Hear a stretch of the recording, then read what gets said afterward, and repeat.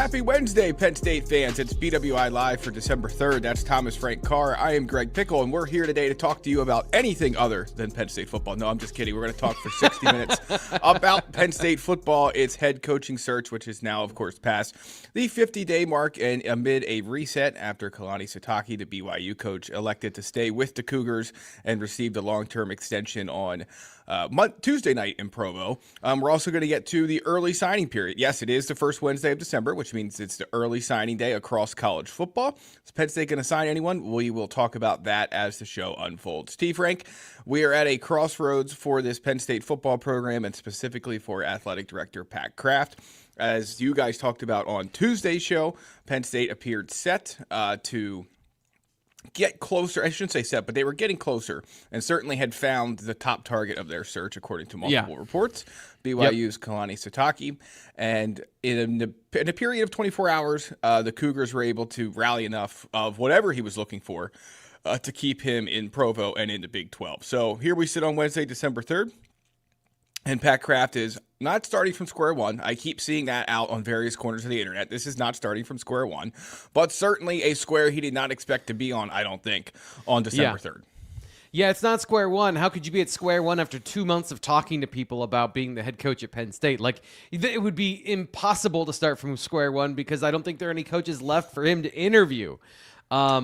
Obviously, I'm joking, but there's some truth to that. Of they've done the legwork to interview the candidates. Now they've got to decide after having made the decision, and by what we've talked about over at the Blue White Illustrated message board, the Lions Den, the reporting, what we talked about yesterday. They identified their candidate. They had the parameters in place. Like everything Nate said on the show yesterday was accurate. What happened was Kalani Sitake changed his mind. And that was clear that by everybody clearly reported as to what happened there was that he, BYU rallied around him and got him to change his mind. And so here we sit. Now, if you said that was going to happen from the beginning, okay, like you're right in this instance. But, I just encourage you to listen to what we've been reporting as far as what the Penn State side of things was and how they were operating the last 48 hours, Greg? Is that right? Is that about the timeline of this? Because it all is going at lightning speed in my head as we're doing all this in real time. Yeah, well, I think that we're at that part of this coaching search, and I think, of course, part of the reason Pat Kraft made the decision he made to fire James Franklin 50-some days ago at this point is because he wanted to be ready to figure out who's going to hire next and go after him. And clearly there were some other names on the board. We've talked at length over the last month and change about Mike Elko being a possibility. There's a number of names that have been on the hot board. Speaking of one that can't remember, I guess he was talked about, certainly where he was in this search, I have no idea, but Garrett says the reason Brian Hartline hasn't been hired is because Kraft knows that if he doesn't get DeBoer, no, it's because he's going to be South Florida's head coach. ESPN Pete Thamel on 3, a bunch of others reporting that. Just breaking, really, at the top of the show, at the top of the hour here at 10 o'clock Eastern time on Wednesday, December 3rd. So, and I think at this point, the anger is just what defines this Penn State fan base right now. And it's hard to blame them as we sit here on the first Wednesday of December, and Penn State is on the verge of signing few, if any, recruits in the class of 2026, even though I think most people realized that once James Franklin was fired, it's probably how it was going to go anyway. But I also think there was an expectation that maybe Penn State could have a new coach in place. And by that being done by now, he could have brought some of his potential signees with him. But if you were of the mindset that Pat Kraft was going to maybe target somebody in the college football playoff hunt, then I think this whole signing day thing's just a tad bit overblown based on what we thought we knew about this process and also just the reality of some of the names on the board and how their seasons might play out. So I wrote about this yesterday, trying to what I want to do today, Greg, is I just want to kind of talk about the situation because we've reported on it. We've given you the parameters of how things are playing out here on the show, but we haven't really just sat down now and just talked about how things have actually played out and where Penn State stands now. So I hope you hear this when I say this I did not view National Signing Day or last Sunday, whatever it might be, as the deadline for Penn State to have a coach in place. If the plan was to get a coach that is part of a winning program that is going with the potential of a college football playoff run, maybe one of those teams that are right on the border, right? That was the stated goal. So, okay, set your expectations accordingly. Now is the time that there's a problem. Now is the time to panic. Before was not. Penn State identified their coach, and then this last week, yesterday it was, day before, again, time is a flat circle. They missed on the coach. So, yes, now no coach at the moment, no prospects in this particular class. The current roster is growing very vocally restless. This is the time when you should be concerned. Like, now I'm like, okay, now there's a problem, because the plan was this whole time to go after elite coach, whatever that means, right? So somebody who has all the boxes ticked. And if that's your stated goal, okay. There's a lot that goes into that, Greg. There's a lot that goes into getting an elite coach that works in the NFL and works in most other major sports, most other sports in general, where the top candidates are open or are available for the top openings at the end of a coaching cycle, right? Like if you talk about the NFL, the top coaches come from the teams that are in the playoffs, and that schedule is set up for them to then go and attract the best talent. So what does the best talent available mean in this context? If you look at where a lot of these other coaches have come from, like, the group of 5 teams that are, not Power 4 programs, but are successful. And they were hired roughly around the same time that Penn State was making this move on Kalani Sitake. But those coaches are now at those programs, right? Bob Chesney's now at UCLA. So Penn State gambled that they could go and poach a coach from a program higher than that status. I think that there is a certain respect that you should have about, like, wanting to shoot for the moon. And Pat Kraft almost pulled it off. The problem is almost is not good enough in this situation. There is no credit for trying when you now are left with, okay, so what's plan B? And I think that's the concern right now, is that is Pat Kraft going to do what's salient, like what's smart, or is he going to do what's best for his pride and the saving face in this situation? And I don't know if those two things are linked, and I don't know if that's a fair characterization of how he's going to react.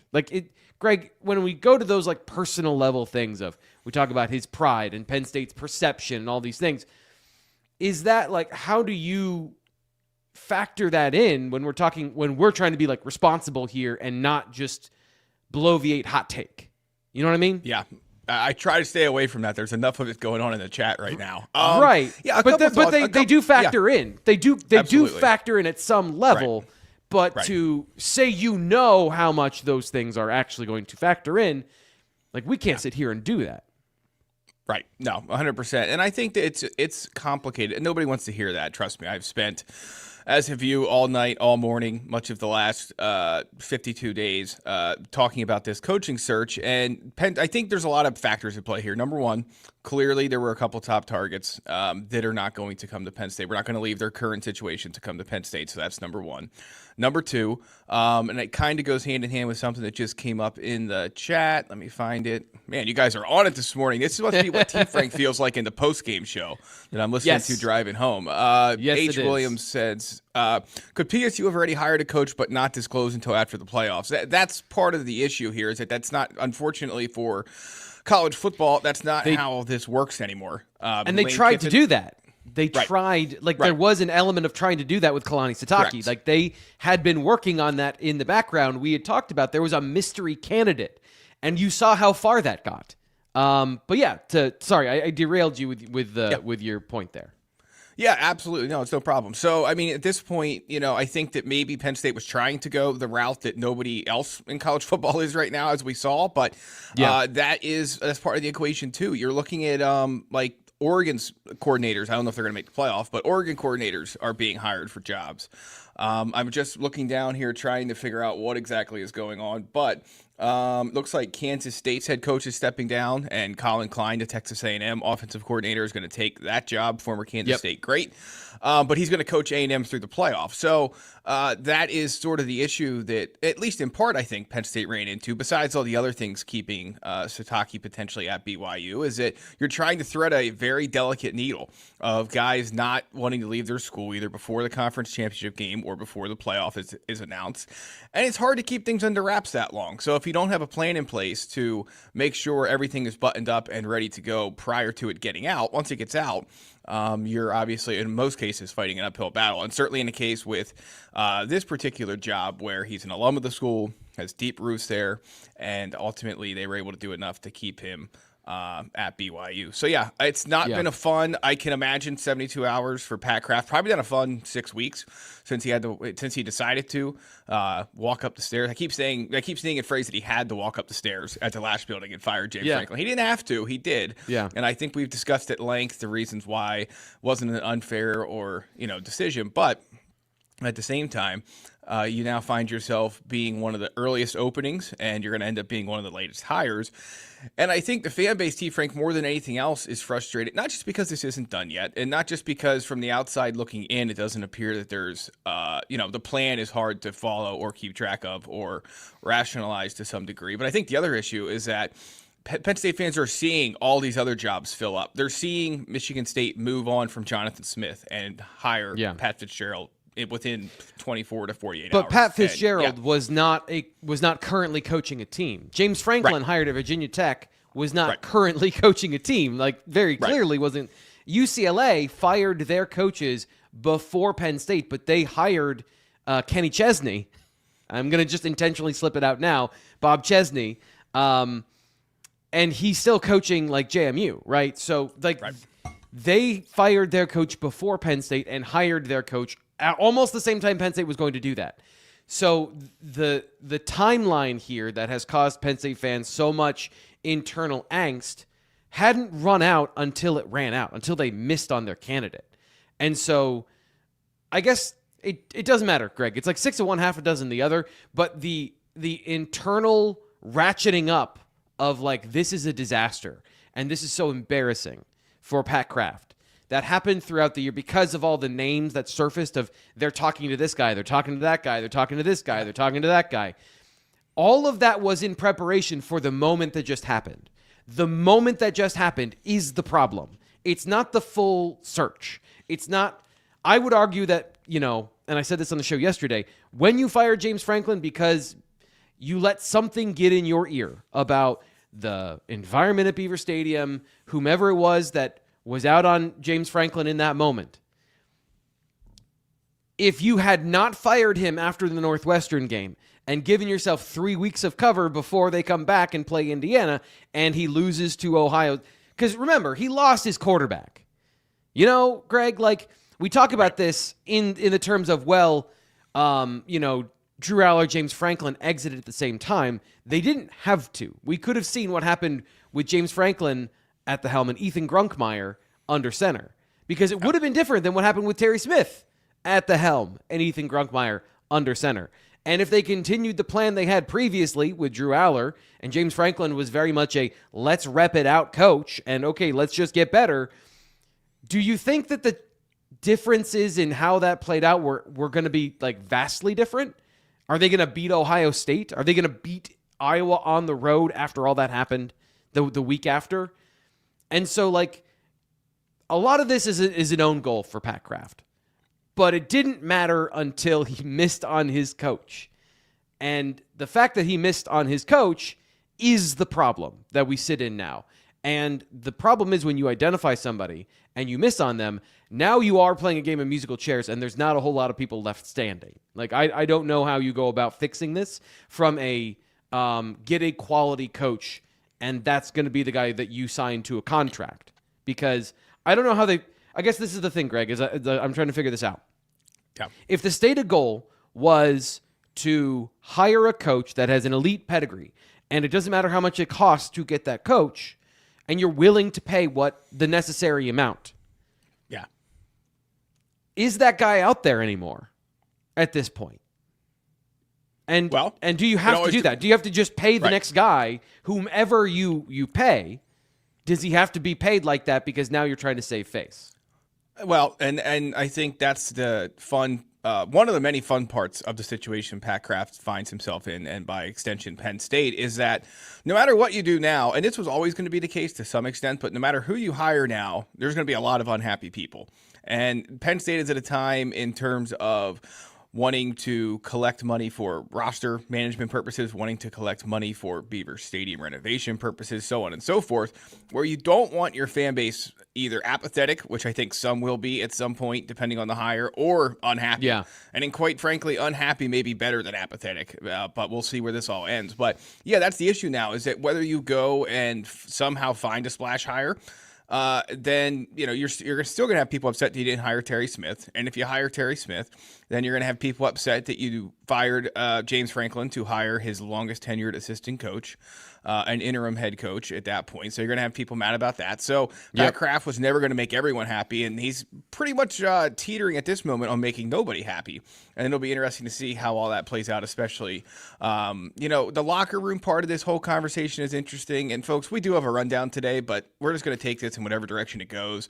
So bear with us if we kind of jump all over the place, along with all of you in the chat. But, the Terry Smith angle obviously came back up on Tuesday night.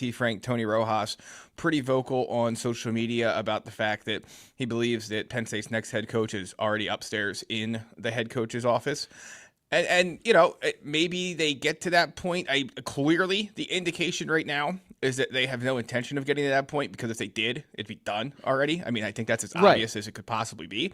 Absolutely. And so, the question that a lot of people have asked, probably here in the chat, but you guys are posting so fast I can't keep up with it, but also certainly over on the Lions Den message board, is, well, what's going to happen to the roster? And I guess my question is, we'll never know. There's no way of knowing, but how much different is it going to be whether it's Terry Smith or not, considering how many players are out of eligibility, considering the law of averages with the transfer portal, just losing guys in general. I updated, by the way, folks, if you do want some good news, I update it. We'll have it over at bluewhiteillustrated.com later this week. The transfer portal rundown of guys who left last season and played this year. Penn State was not missing a whole lot from that group. So if there's any silver lining, there's that, I guess. But point being, 32 guys formerly at Penn State on rosters elsewhere this year. So you're always going to lose guys to the portal, regardless of coaching situation, record, season outcome, things like that. And then James Franklin at Virginia Tech, obviously, the elephant in the room. You're going to lose some guys almost certainly to him who want to follow and play for him. So I guess my point here, T. Frank, is that, if your whole pitch for Terry Smith was to keep the locker room together, maybe it would, or maybe it would keep a couple extra guys in play, but there's a lot of guys already set to leave. And so I think that's part of the calculus here. Not saying that Terry Smith couldn't keep more guys, not saying he couldn't do a good job. I keep getting that thrown back in my face when I say these things, but I'm not saying any of that. I'm just saying that the whole argument that everyone starts with for Terry Smith becoming the full-time head coach is roster retention. And this roster was already set to undergo a big change anyway. How many seniors? Coach was. I mean, even on offense, how many seniors? 34 on senior day. 34 on senior day. So like 85 scholarship players. That's a big chunk. Like you're getting up there in terms of how many players that is, especially given how many of those were starters too. Yeah. Here's the thing about the situation that I think is concerning, and I'm going to come back to this idea of hiring Terry Smith that came as he's winning games down the stretch, and Penn State fans, especially lifers, are rallying around their guy, right? Even then, the conversation, I don't know where these ideas start and they crop up, but they just start to bubble up into consensus. And the idea was, hire Terry Smith, give him a 2-year contract. And that feels emotionally fine, right? But Greg, how do you sell that? And I mean that to, how do you sell that to the freshmen on the roster? Yeah, we believe in Terry Smith. He's going to be here until you're a junior. Maybe. How do you sell that to recruits? Like, just because you have Terry Smith doesn't mean the recruits at Penn State that were signed aren't going to be like, well, you know what? James Franklin has, a 5-year contract, 6-year contract? Like, he's definitely going to be there like he promised at Virginia Tech. So if you hire Terry Smith, and no matter who you hire, this is the problem right now. No matter who you hire, you have to go all in. You have to give them a full-throated, this is our choice contract. Because you can't recruit in the transfer portal. You can't recruit in class of 2027. You can't restart the engine if you've got a guy on essentially a 1-year deal. Because that's too easy to recruit against, and that's too obvious of a, we don't believe in this plan. I understand and sympathize with the idea that you don't want to be locked in for 4 years to a guy that wasn't your first choice and isn't like the guy you believe in long term. So I guess, like, I'll throw this back to you. Like, how do you, if you're Pat Kraft now, find a guy you believe in the long term and not make a kind of a Band-Aid move where you don't necessarily, maybe you don't believe in these guys that you have left that are available, that makes sense, and, or might be your interim coach. How do you avoid doing that and kind of like hitting the target here? Because the goal is not like, okay, now we just need to make a decision. The point is still like you're making a decision for the next 4 years, or you're going to be spending a lot of money on a buyout in 2, and that's equally bad as to where you could be anyway. Like resetting this in 2 years also is a huge setback for the program. So I guess, like, how do you work through that if, just in your mind? Yeah, I mean, it's a very good question because I see people talking about, well, the buyout's always an option. The problem is this year Penn State will be paying, or I guess for a couple of years, depending on whether that payment to him that was negotiated was a lump sum or not. I can't remember at this point. But either way, at the very least, next year you're paying James Franklin not to be here. You could be paying some of his assistant coaches that are on the staff currently who are on unexpiring contracts not to be here next year. You're going to be paying a new head coach and possibly a buyout to his old school, depending on who you hire and what his contract situation is. You might be paying buyouts to his desired assistant coaches if they come from a program where they are under contract and would have to pay a buyout to leave. So, you're talking at some point you can keep Penn State has under Pat Kraft has no issue throwing money at things. The Beaver Stadium project, the Greenbird Sports. I'm not saying these things weren't necessary or that he's throwing money around carelessly. I'm just saying he's proven that if he thinks there's a plan that he believes is the right one and it costs a little bit of money, that's okay. So, but at some point, you can't pay every buyout every year, every season to every coach. So, I think the point you make is a good one. That's the problem that Penn State has now is who do you turn to at this stage of the game that you can have stay at Penn State for a while, build something. You're not going to, I don't think, James Franklin was at Penn State for 11 and a half years. Very few coaches stick around in the modern college football era that long. So you don't need to find that guy. But certainly I think you would be best served not to have somebody that's here a year or two and either leaves voluntarily or involuntarily. So again, that's a situation Pat Kraft finds himself in. And ultimately, that is probably a feather in the cap of the people who like the Terry Smith idea, is that you're not in all likelihood going to need to, you're not in all likelihood going to see him walk away. So you have that, would have that going for you. But yeah, it's a mess. I wish I had better or more positive news to share, but at this point, it is a mess for Penn State and for Pat Kraft. And at least on the surface, T. Frank, there's no easy way out of it. So, sorry, I was reading the chat here. There's there's a lot going on in the chat. Mm-hmm. There's a lot going on in the chat, and I had something I want to respond to at this point. Like I can't remember what it was. Again, just to remind everybody. Brian Hartline is going to USF, so he is not available to be a coach for Penn State. Matt Sieg just flipped to West Virginia, if anyone's looking for better news.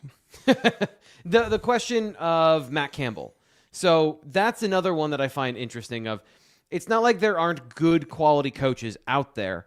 And I think he hasn't been a part of this conversation for some reason, and I don't understand that. I think if you're looking for an alternative that apparently Pat Kraft hasn't considered, Matt Campbell would be a good fit.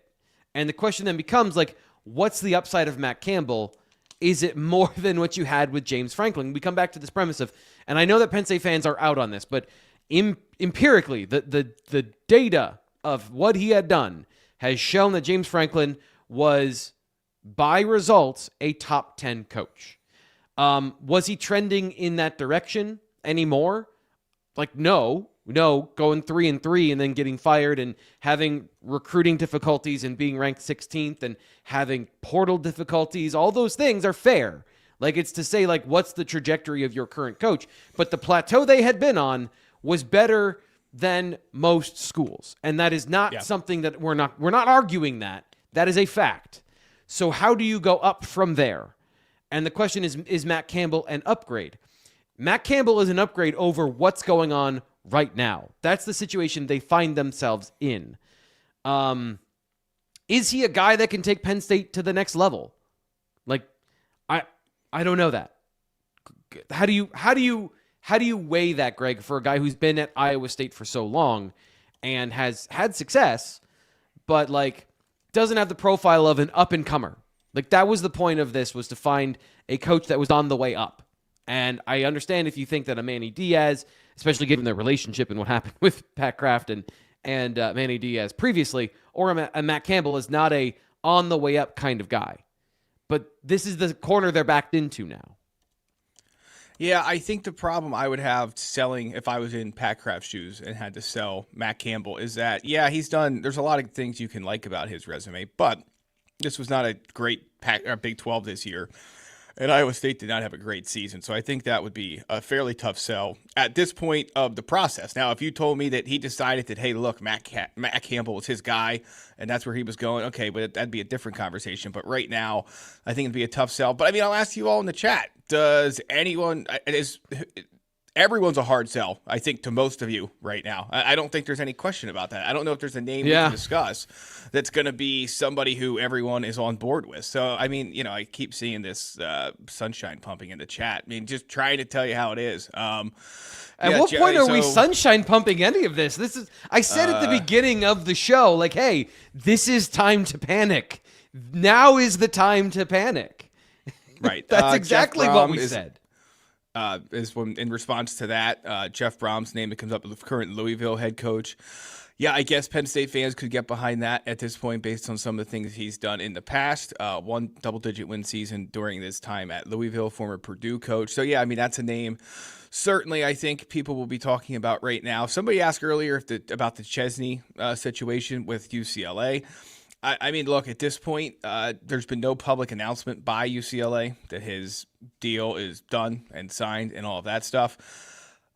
You would think it is at this juncture, but I don't know that to be a fact. So, certainly I think until UCLA announces anything, at the very least, you would say that the door is not barred shut. I think it's probably locked at this point, but maybe it's not barred shut. So, I don't see that as a realistic off-ramp for Pat Kraft. Maybe it is, but it doesn't seem likely sitting here at 10:30 on December 3rd.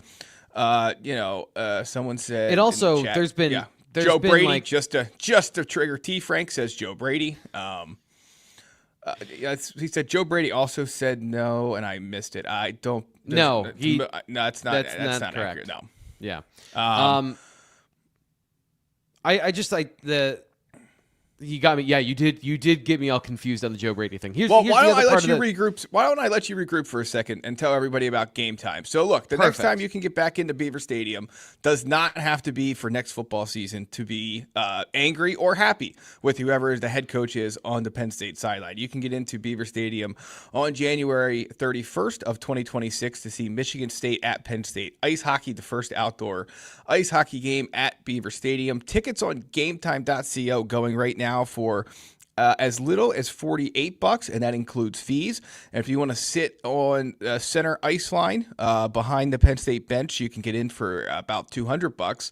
And with the promo code we're about to tell you about, you can get in for a little bit cheaper. So all the prices I just shared with you from gametime.co include fees. You heard that right. You won't be surprised at checkout, and you can use promo code ON3 at checkout for $20 off your first purchase. Love the Game Time app. We've been telling you about it for months now. You can see the views from your seat and the all-in pricing feature. So take the guesswork out of buying college football, college hockey tickets, pro football tickets, whatever it might be with Game Time. Download the Game Time app, create an account, use code ON3 for $20 off your first purchase. Terms apply. Again, create an account and redeem code ON3 ON3 for $20 off. Swipe, tap, ticket, go. Download the Game Time app today and visit gametime.co. All right, T. Frank, go ahead. If you are ready to share your Joe Brady inspired thoughts, I am here to listen to them. So first off, what I was queued up to say, and I forgot, was that I've heard both ways that Chesney is off the table and there's still a chance. So, like, until there's any resolution there, it's not necessarily a realistic thing to talk about. So, like, it's very much, I don't think anybody has an idea of the actual status and then the desire for Chesney to do an about-face to Penn State. Secondly, for Joe Brady, it's difficult to really assess Joe Brady as both a head coach and as an offensive coordinator because of a couple of things. First off, like the talent he's gotten to work with at the highest level of Joe Burrow, Jamar Chase, Josh Allen, like that is, he doesn't have that at Penn State. And there's nothing to say in his career that he's going to be a guy that can recruit and that can build a program. So you're working from a couple of disadvantages. And I would encourage you to watch some Bills games this year and watch their offense and tell me that it doesn't feel like an Andy Kotelnicki offense based on what they're doing. Now, again, setting up for the personnel you have and setting up situationally for what you are trying to maximize the talent available. The Bills don't have any receivers. So you're watching the same thing that Penn State saw this year where they didn't have reliable number one receiver to throw the ball to. The difference is they've got an elite quarterback and they're leaning into their run game and their offensive line from the very beginning. But at the same time, they built that offense that way. Like, that's how they build it in the offseason. So there is a certain amount of structured planning there. And so if you want like maximizing the quarterback, maximizing points, I don't see it, other than a year where he had a bit of a cheat code in college with two of the best receivers that are in the NFL now, and he had them in college. Like, there's a lot of structural things all the way down to, like, the Bills are going to be playing into late December, early January by making the playoffs. Right. You're in the same situation. Yep. You're in the exact same situation where he can't build a staff and coach and do all those things at the same time. Like, there's no way. Yeah, and I don't know why he'd want to come back and coach at the college level anyway. So I do apologize to keep repeating myself, but I keep seeing it coming up in the chat. Brian Hartline, I don't think he was really an option to begin with. He is not an option now. He's going to USF, according to multiple national media reports. There was one other one I wanted to answer. B1G Spirit says, anyone see the report that just came out that Big Ben wants Tomlin to leave the Steelers and coach Penn State? So yeah, I did see that. I'm drinking a double espresso because I was up until like 2 a.m. just completely dumbfounded and angered at the outrage that we would have to deal with if that ended up being the case. So no, that is not going to happen. Also, like, it's interesting to call that a report when Big Ben has a that would be like having a report that I said something. Like, it's just, he's got a podcast. That's not news. He's just a former quarterback who has an opinion. I don't know. Like, that's not news.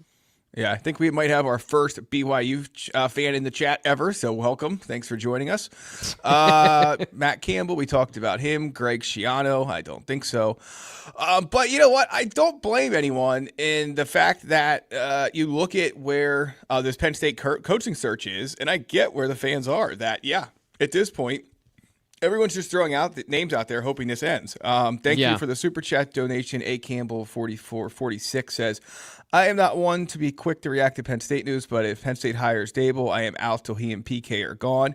If I'm saying that, many others have to be thinking it too. I wasn't a hire Terry guy, but I am now. So I think this probably sums up. And again, I try not to paint in broad strokes because we live, and I'm speaking to you listening and watching this, and who join us and subscribe over to Blue White Illustrated message board inside the Lions Den. We appreciate all of you for doing that here and there. But we all live in a bubble that, not all Penn State fans are online. Not all Penn State fans are following all of this as closely as you are all. But I do think there's so I don't want to say a large segment or even put a number on it, but I do think that, to A. Campbell's point, and thanks again for the donation, I do think there's a lot of Penn State fans who have now shifted to this, T. Frank, in the last 48 hours. And that is, again, something that Pat Kraft is going to have to navigate as he tries to do the other parts of his job as the athletic director once he makes whatever decision he does, if it's not Terry Smith. I am kind of there as well, A. Campbell. Like, yeah, logic. I'm trying to work at this. Like, I don't have any emotion tied up in this. And so, like, I'm trying to work through the most logical things that make sense. So here is my, I guess, I don't want to say this is what I would do, but here's what I see as like a reasonable thing. The goal was to hire a great coach, right?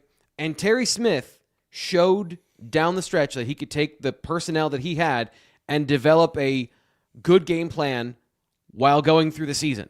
And I tried to get him to say, like, hey, what would you be if you had a whole offseason as the head coach to plan? Like, obviously, you didn't like this plan. You changed it in the middle of the season because it was obviously bad. Like, that's a little bit of hindsight that he gets to work with there. Right. But at the same time, like, I don't know what his plans would be for this program. Would he be what we saw this past year? Is there an upper limit to that as well, long term? Yeah. And then all the other things that go into being the coach, the CEO that he talked about is like, these are all new and they are overwhelming when it comes to the off-field responsibilities. So there are still questions about Terry Smith, but I think he's at least proven. I know a little bit more about what Terry Smith looks like at Penn State. But the only hurry is that if he's just going to be like, no, you know what? I don't want this job anymore, which is kind of for as much as he really said how much he wanted it, Greg, and how much he clearly, like, it matters to him to take over for Joe Paterno, his mentor.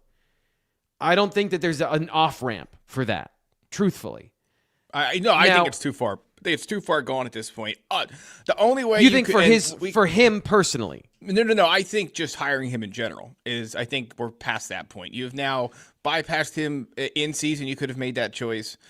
Right after the regular season, you could have made that choice. From a perception standpoint, or from a reality standpoint. I think the fan base, some would love it, and some would say, well, again, you fired James Franklin in October to promote his longest tenured assistant coach, who was his associate head coach, who went 3-3 during his tenure as the interim head coach. If that was your plan all along, then why didn't you just promote him to head coach when you fired? Well, it's James obviously Franklin? Not his. It's obviously at this point. It's obviously not his plan all along. Right. So, and nothing is at this point. But to me, it's just too. And look, again, if Terry Smith did get this job, he'd have a boatload of support, and he did improve week to week as the interim head coach. So there are some things you can point to. But people keep talking about they know, and you ask him the question, and I thought it was a great question about what would your offense look like, and I get him not wanting to talk about that. It's an interview question in the middle of a press conference, right? Right. But you just don't know. And at least like the argument we had on the Blue White Illustrated message board, the Lions Den this morning, which you can sign up, join, get all the coaching intel for $1 for the first 7 days. But, the conversation we're having is people kept saying, well, we know what Terry Smith would be as a head coach. And you don't. You just don't. You don't know you don't know what his offense philosophy is, his defense philosophy. And I'm not saying that's a good or a bad thing. I'm just saying you don't know. And I think that there's a lot of people just suggesting that they know, or that would be okay. And I treat it with the same level of skepticism I would treat any hire who would be a first-time head coach. No different than Hartline's a great example. Like, you don't know what his philosophy are. You know what he did at Ohio State as the maybe play caller, maybe sometimes play caller, maybe not, and receivers coach. Yeah. But what is it when he's now in the head seat? It's the same conversation. So I guess the question is now, Greg, and this is what I wrote last night, and this is kind of my open-ended conversation point, is we're now saying like the alarm bell is ringing, but there's nothing you can do about it at this point. Like, right. The problem is in your lap. So I guess to me, I still see like they were going to name Kalani Sitake at some point if that had gone through, right? He was going to be, as far as we understand, like he was going to be coaching through the championship game. And so why now do you have to make a decision today? Right. If you're gonna wait anyway, then see what shakes out of championship weekend. Like there is a possibility that coaches could become available, isn't there? Is that so crazy as to say like the worst thing to do right now is to panic and hire somebody that you don't actually want? It gets less ideal by the day. And I'm not saying these are good ideas. These are not the first option. Obviously not, because we saw what the first option was and it's over. Like that didn't work out. Or I should say the first option in this window of timeline and decision.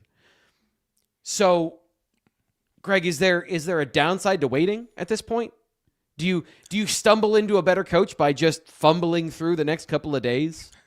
You're wasting time either way, right? So, like, look, Yeah. I mean, looking ahead to conference championship weekend, obviously the name that keeps coming up is Kalen DeBoer at Alabama. And I think that, national media-wise has been pretty clear that he's not interested in leaving Alabama, and that, that was maybe more talk than reality. And you never know with these things. Could have been more talk than more action behind the scenes and more talk in public. Who knows? But I have been under the impression that there was legitimate stuff going on there. Okay, but even if they, if your whole process is, if your thought process, I'm not saying it's yours or it's Pat Kraft, but if you're Penn State and you're thinking, or you're a Penn State fan, you're thinking, well, just wait till conference championship weekend. Maybe Alabama will get blown out. Maybe he'll want to leave. Well, what if he doesn't? Then what? Right. Right. So, in fact, we're going to get to it in just a second, but I'm going to make a lot of people just not happy with, well, you know what? Why don't we do it now? Because it all ties together. I have a Penn State coaching search themed edition of Best Bets. And I don't know how it's going to go over, but I felt like that was the best way to attack today's Best Bets segment. So let's get to it.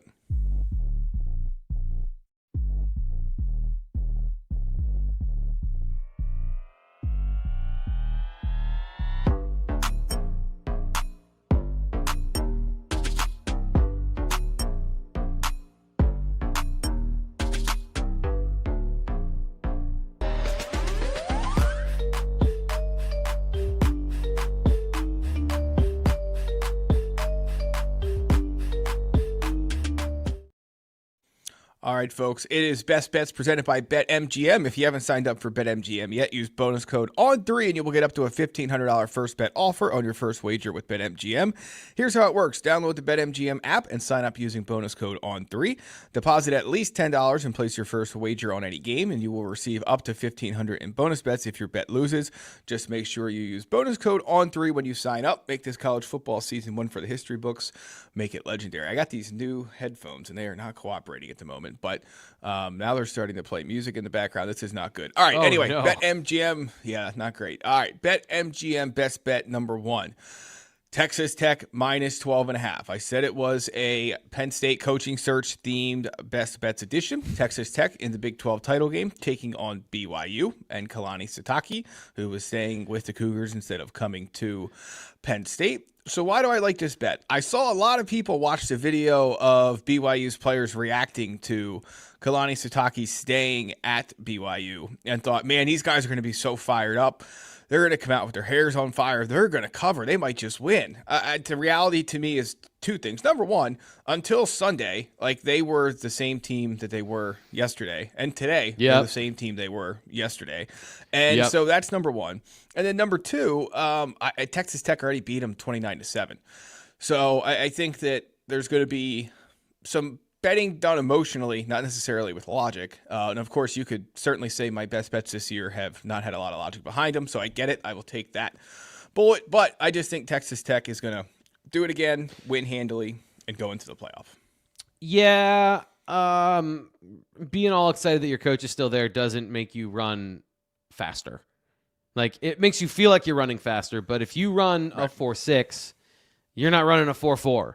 Because, like, you're inspired. The Holy Spirit is not going to be able to, give you a better vert in this situation. So I agree with you. Like that, to me, like there is a certain amount of play better and play more focused, but it doesn't make you more talented. And having watched I didn't even get to the defense, but the BYU offense, which is to me like offense is more important than defense in terms of like when you're going up against a team that can also score points, you can only stop college teams for so long.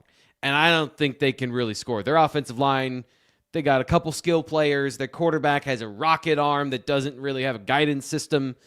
They're not a team from a talent perspective that reflects their record. And they've maximized their potential. But I think that like when we're talking about like college football teams that are talented, complete, I guess I didn't see that from the BYU Cougars. I don't think that changes anything. So I agree with you here. That's just a long-winded way to say, yeah, I agree with you, Greg. Well, thank you. I appreciate that, T. Frank. We'll ride it together going into the weekend. All right, next one on the list here, T. Frank. We are looking at the SEC title game.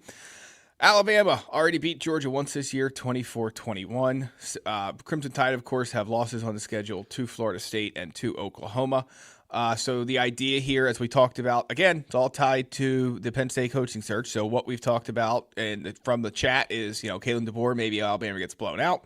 Maybe that opens up a possibility for him to leave Alabama for Penn State.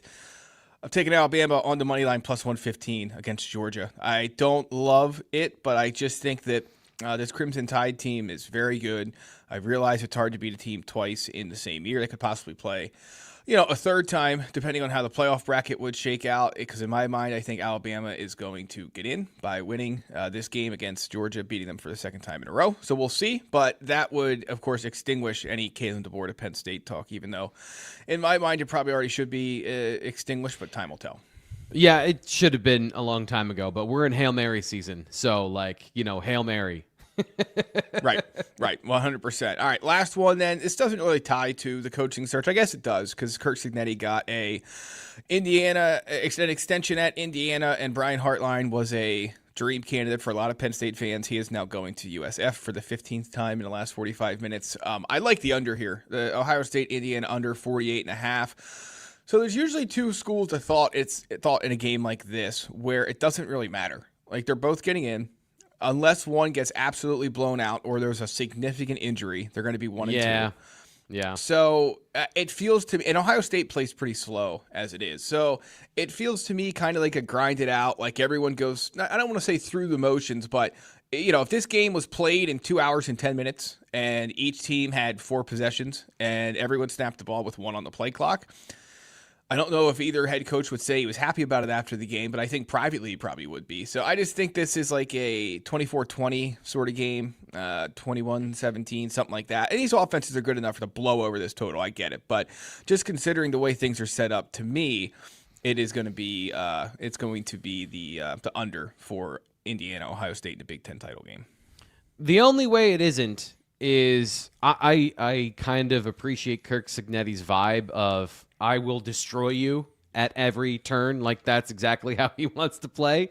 So I could see, if they could put up a lot of points as a statement of fact of, hey, you think we're Indiana, but no, you got to put some new respect on our name because we just took Ohio State to the woodshed. They would do that.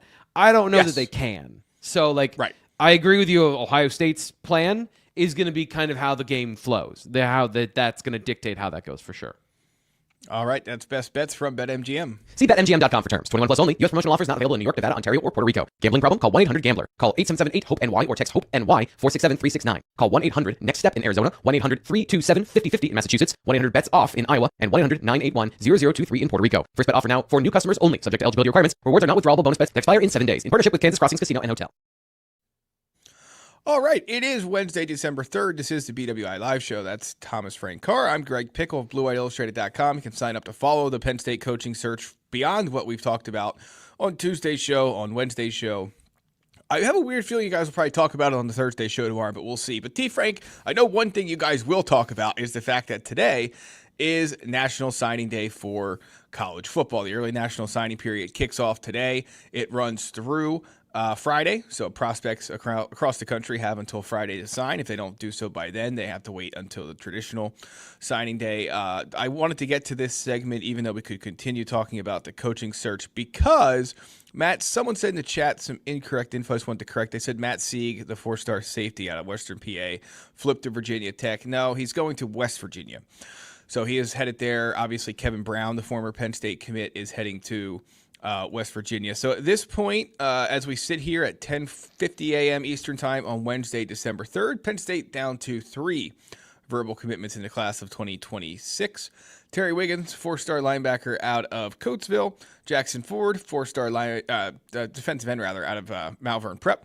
And Amari Polidor, 3-star cornerback out of St. Francis Academy, Baltimore. He's from Laurel, Maryland. So will any of them sign, not sign? Obviously, I think if you've been following along here, the implication has been that if anyone was going to sign, it would be Jackson Ford.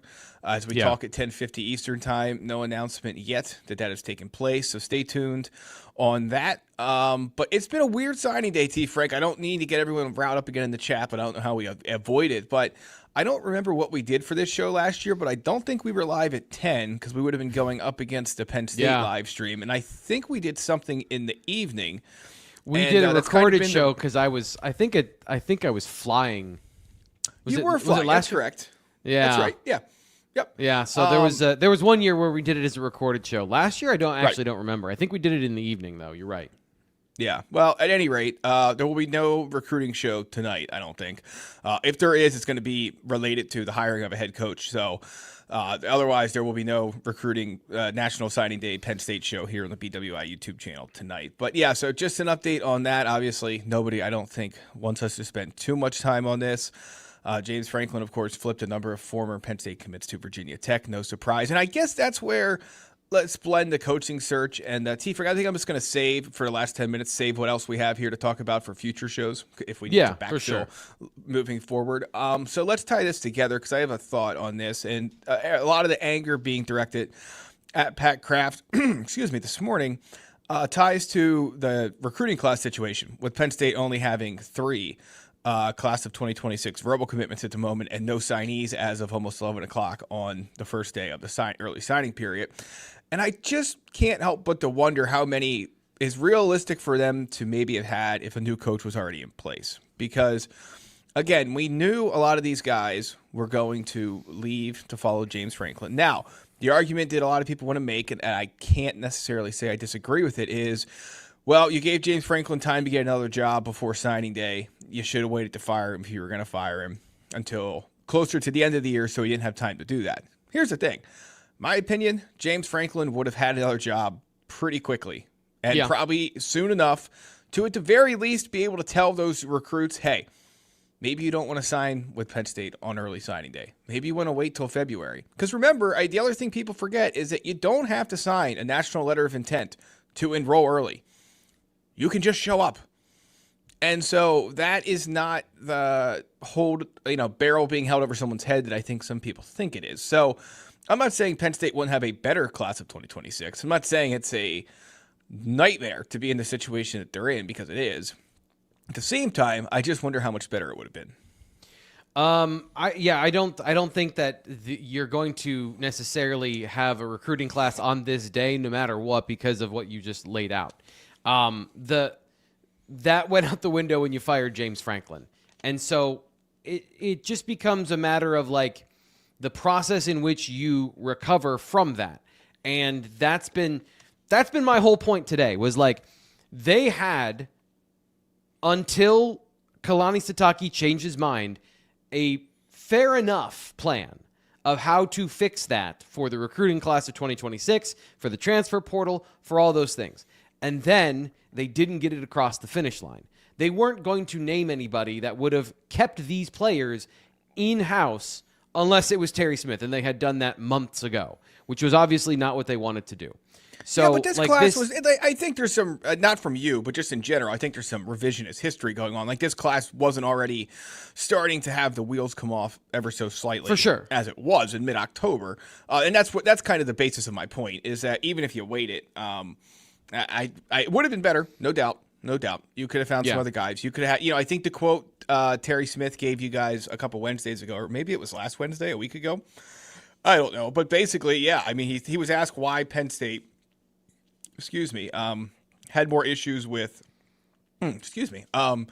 keeping commits, while Florida and Auburn, for example, fired their coach and did not.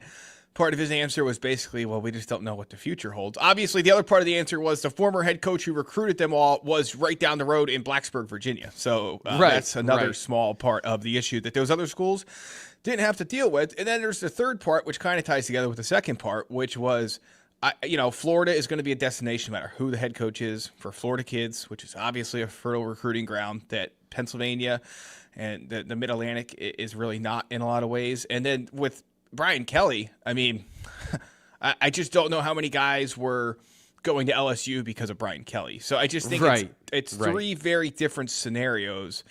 And to try and compare the two, I just think it's a little bit longer of a leap than I'm willing to make. But somebody asked if, Franklin could have been telling, I had mentioned the fact that if you fired him closer to the end of the year, he could have just, told the parents or the kids, whoever, just hold off, let me see what happens. And Question of whether it's legal or illegal. I mean, on the books, I don't know. Number one, how are you going to prove it, even Right. if it is illegal? And number two, these people stay in touch. They've had relationships for years. So, I mean, to think just because the guy got fired, he wasn't going to stay in touch with some of these people.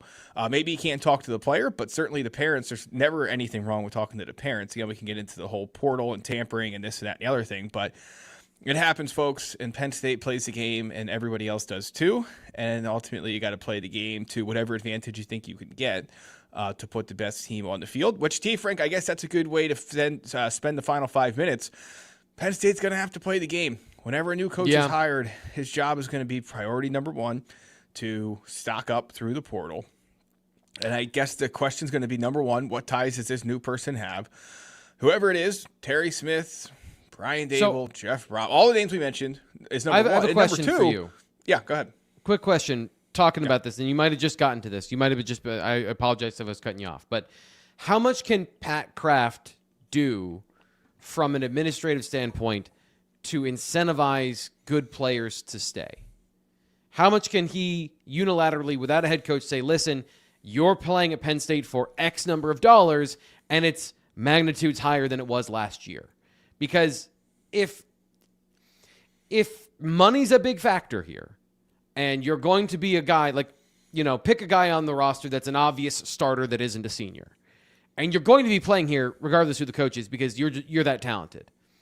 Institutionally, can Penn State solve some of these problems in the meantime, knowing that they're going to get a coach? Like, this isn't going to go on forever. They're going to hire a head coach. And so retaining as much of the current roster as possible, which is not a bad roster, has a good amount of talent from, the defensive line, some of these young guys onward, offensive line, there's some 5-star talent on the bench. How much of that is that possible? I don't know, yes or no. I'm curious what you think of that, because that's something I've had conversation with people about. Yeah, I mean, he could. I just don't know how that the money part of it is great and all of that, but if you don't know who your position coach is going to be, if you don't know what kind of system you're going to play in, like we talked about in previous shows when it still mattered, the football in the field and where Penn State needed to make improvements for a push to the postseason, we still talked about it, but it took on a whole lot less importance, obviously, when Penn State was 3-6. There were some guys that came back in 2025 that maybe didn't really fit Jim Knowles' system all that well, and I think that's kind of a part of the conversation, a big part of the conversation. So maybe a little bit, but I was going to go in a different money direction.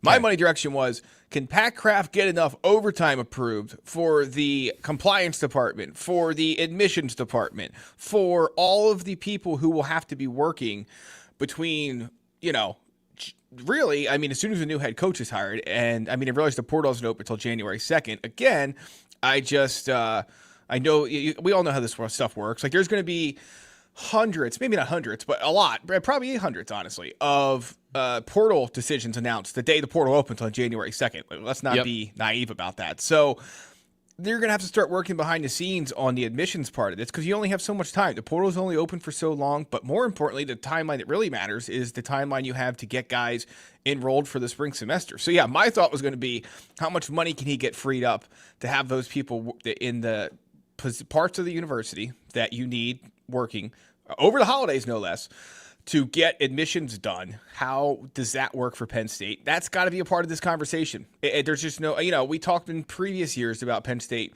at times hitting roadblocks getting transfers in. That was with like a handful. So if you're talking about trying to bring in potentially 30, 40, 50 transfers, which maybe they won't end up needing that. I have a hard time believing it, but maybe they won't. Yeah. How are you going to do that when in the past bringing in 5 has, survived or, brought up roadblocks? Yeah. Yeah. And especially with Penn, as you mentioned, Penn State's academic admission department, because this is all still tied to a school, even though this is semi-pro football. So this has been, the pitchforks are out, the gallows have been hung, and Sarge wants to know, does Pat Kraft even survive this? And that's something that, I don't feel qualified to say I know, but it's not going to be an immediate firing, right? This is kind of like the conversation we had about the assistant coaches that Penn State fans didn't like. They're gone anyway. It's just about playing the string out.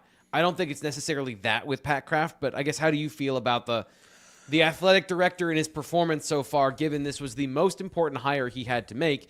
And I've said, like, he missed his hire. And by that, I mean, like, the final decision of this is the guy we're going to publicly go after at the time when we can hire a coach. Yes, other guys they were interested in and didn't work out. Like, I'm not saying Kalani Sitake was the number one coaching candidate, but like the number one realistic one at the timeline when they were ready to make the decision, like the candidate that was the guy that was going to be the coach, that one didn't work out. And so now he's got that to deal with as far as his resume, a pursuit that is so far empty. Like, how do you think that works out for him, either in the short or the long term? Yeah, so again, Pat Kraft has a buyout too. I'm sure he does, because remember, everyone seems to forget that Penn State extended Pat Kraft in August of 2024 on an 8-year contract that paid him $2.26 million average annual guaranteed compensation a year and runs through 2032.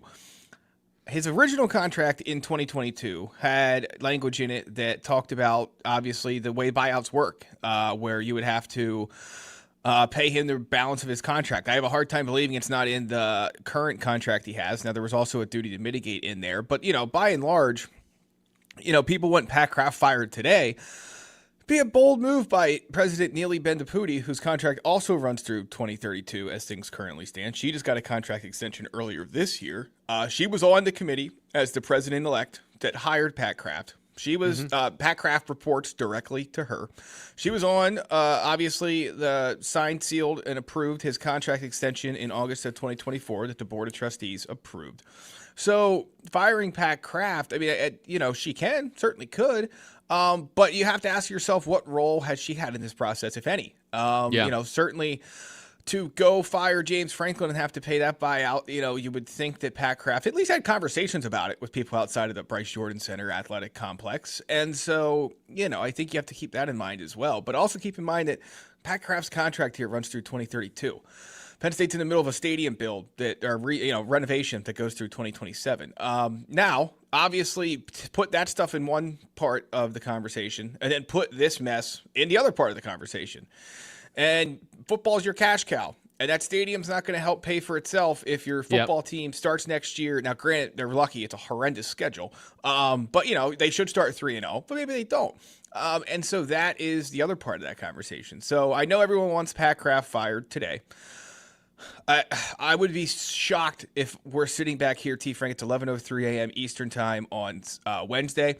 I think we're both very fortunate to get to go watch the all Big Ten reveal show for the defense and the special teams in an hour. I know everyone can't wait to read about that. I'd be shocked if we were sitting back here, or you and Nate were sitting back here, whoever, you and Fitz, you and Ryan, sitting back here at any point today talking about Pat Kraft being fired. So I know that's what everybody wants right now. Don't see it being the case. And so he's got to figure out this search. And it is obviously it's toxic in the fan base. Certainly seems to be not a great mood in the Lash building, and there's a lot of things he has to navigate. And by the way, Penn State football has one more game left to play in the 2025 season. So fortunately, T. Frank will have no inability to fill the rundown of this week. Thank you all for sitting with us through this show today. We appreciate it. We had a whole lot of other topics to get to. Kind of funny. We were talking off air as we usually do. Just thought for sure we'd maybe get to one of them. We did. But T. Frank, final thoughts, 11:04 Eastern on Wednesday, December 3rd, as we head into day 52, I believe it is, or the middle of day 52 of the Pat Kraft search.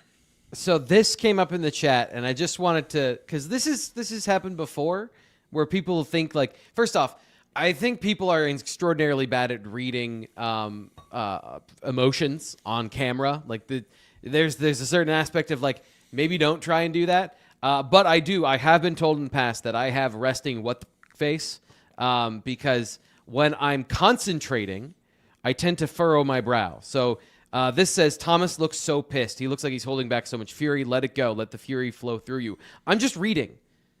That's it. I was reading the chat, trying to focus on what Greg is saying and trying to read at the same time. And my face does this, and I do look very angry. And I've been told that previously. I'm just concentrating. So Do you like this one? Do you like that focused caveman brow? Bizzle84 says you have. Yes, like intense focus. I am a super intense person, but I'm also, I think generally, Greg, a pretty happy person. Not somebody who's just always angry all the time. So yes, I do have caveman brow. I do have a very evil stare. My wife hates it, but it's not actually what's going on in my brain. Like I am just trying real hard to get my ADHD to control so that I don't go, hey, Greg, what were you talking about? Because I was off in La La Land, because this is actually like a professional show that I'm trying to not go, what in the middle of? So there you go. Now you know. I am not an avatar for your rage, but I guess I can play one at some point if we get there. All right. Well, make T. Frank smile, please. Like the video and subscribe here on the YouTube channel. Also, check us out for the latest coaching search intel over at BlueWhiteIllustrated.com. It's $1 for the first 7 days, so sign up today at BlueWhiteIllustrated.com. Here's the plan for the rest of the week, folks. The Thursday recruiting show with Sean Fitz and Ryan Snyder and T. Frank will talk about a whole bunch of different things, I'm sure. I'm sure it was a recruiting show, a coaching search show, a chance to chat with all of you in the chat all at once. So stay tuned for that. If there is any breaking news, I have a weird feeling that we will be back here ready the moment it happens. All Big Ten teams come out today. I know no one cares, but stay tuned for that. And we will have whatever other news comes up throughout the remainder of this first week of December. But for Thomas Frank Carr, I'm Greg Pickle. It's been a fast and fun edition of the BWI Live Show. The guys will be back on Thursday, and we'll talk to you next time.